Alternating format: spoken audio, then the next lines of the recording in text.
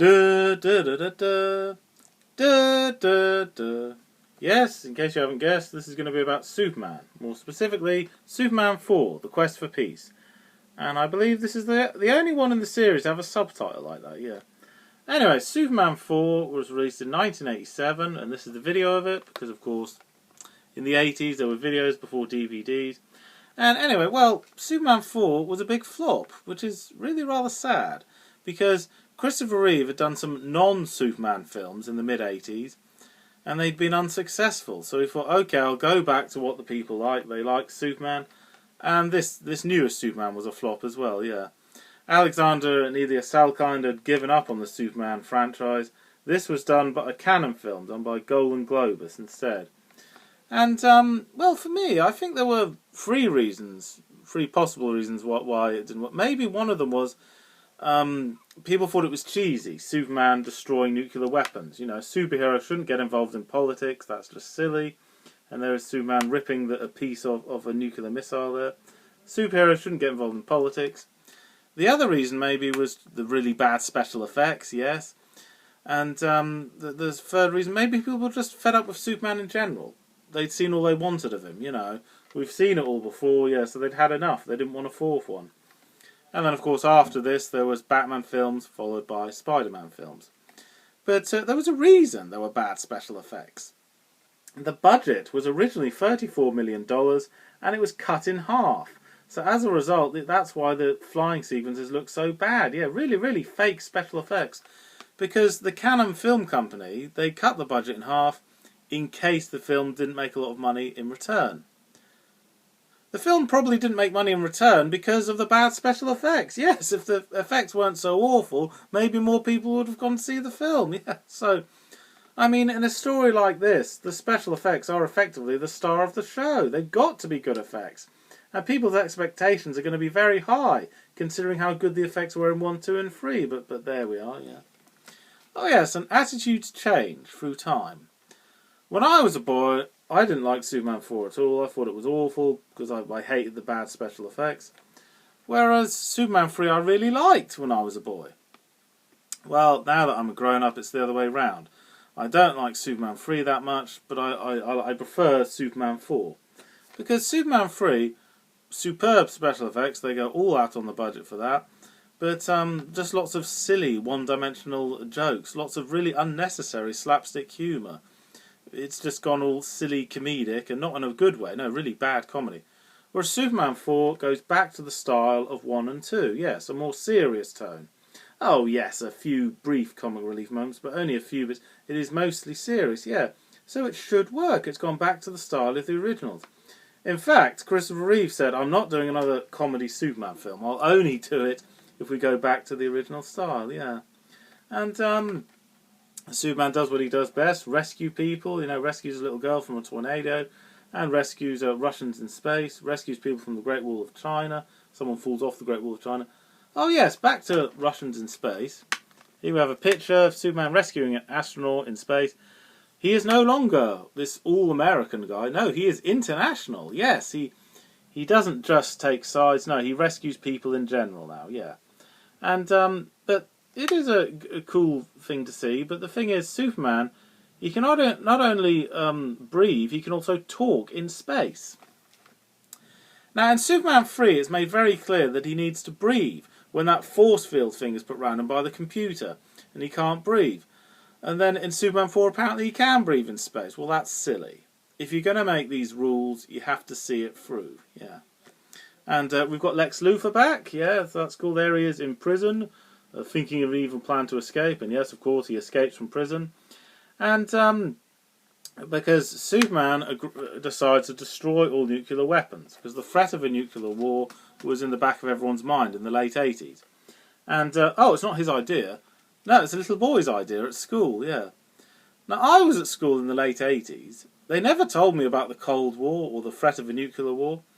Probably because it would scare the hell out of me, yeah. But in this film, they are talking about a Cold War. Oh, not maths or history. No, let's talk about the threat of annihilation, yeah. Okay, but it doesn't scare kids. Instead, they think about it in every... Anyway. A little boy says, why doesn't Superman just destroy the nuclear weapons? Then there'd be no threat at all. which I suppose in a way is symbolic, sort of saying out of the mouths of babes, you know, all these super intelligent people, and yet a little boy comes up with the idea. Anyway, yes, there were some grown-ups that were stupid enough to think starting a nuclear war would be a good idea. Well, Superman agrees to destroy all nuclear weapons. He gives a dramatic speech and all that. And Lex Luthor, back to Lex Luthor, he steals a piece of Superman's hair, puts it inside a nuclear missile, and when it's thrown into the sun, it creates a clone of Superman called Nuclear Man.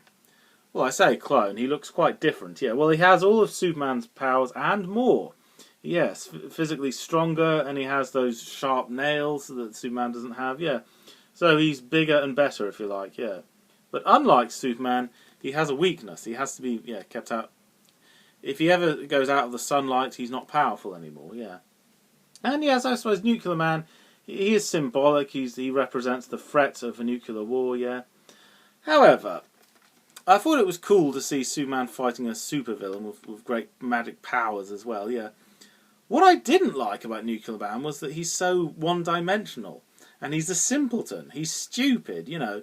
He may have inherited Lex Luthor's voice, but certainly not his brain. No, he is a dumb twerp, you know, just destroying things everywhere. Even when he's not fighting Superman, he just destroys things here, there, and everywhere.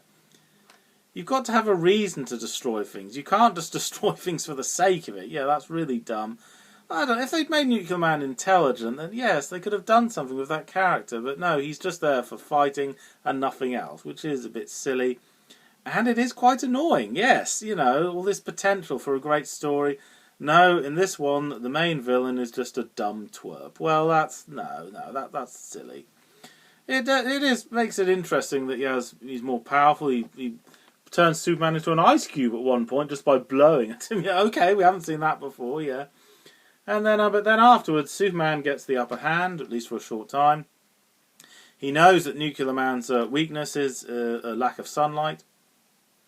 How does he know that? I don't recall anyone ever telling him that. How does he know that? Well, he finds out one way or another. He tricks Nuclear Man into going into an elevator, closes the doors, rips the elevator out of the building, flies it into space, and puts it on the moon. There. Nuclear Man can't do any more trouble then.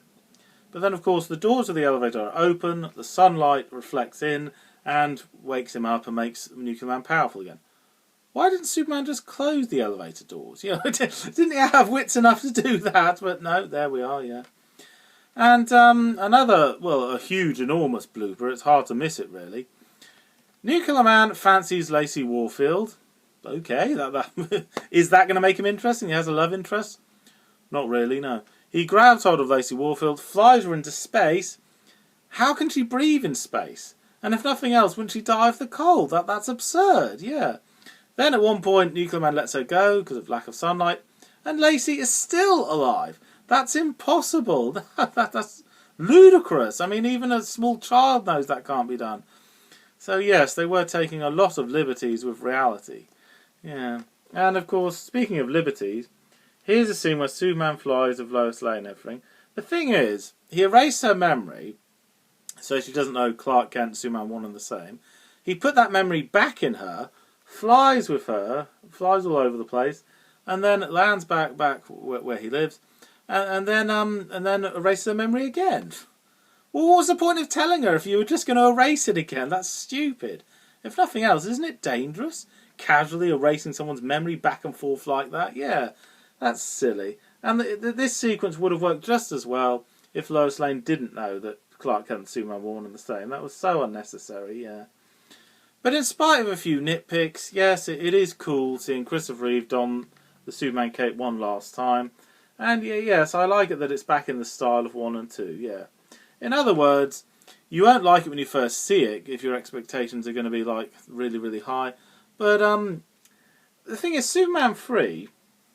It is good special effects, but it's like they're not even trying. Like the writers of the story are just making fun of you. All these silly, awful jokes, yeah. Superman 4, they are at least trying to make a good movie. They made the most of a small budget. They are at least making some efforts to make it as good as they can, yeah. And, well, my opinion now is Superman 4 is better than Superman 3. Because, honestly, what is more annoying? Bad special effects or really unnecessary one-dimensional jokes? Well, in all honesty, bad jokes are worse.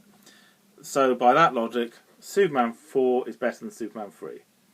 Okay, thank you for watching. I'm Anthony Hobbs, and I'm never bored.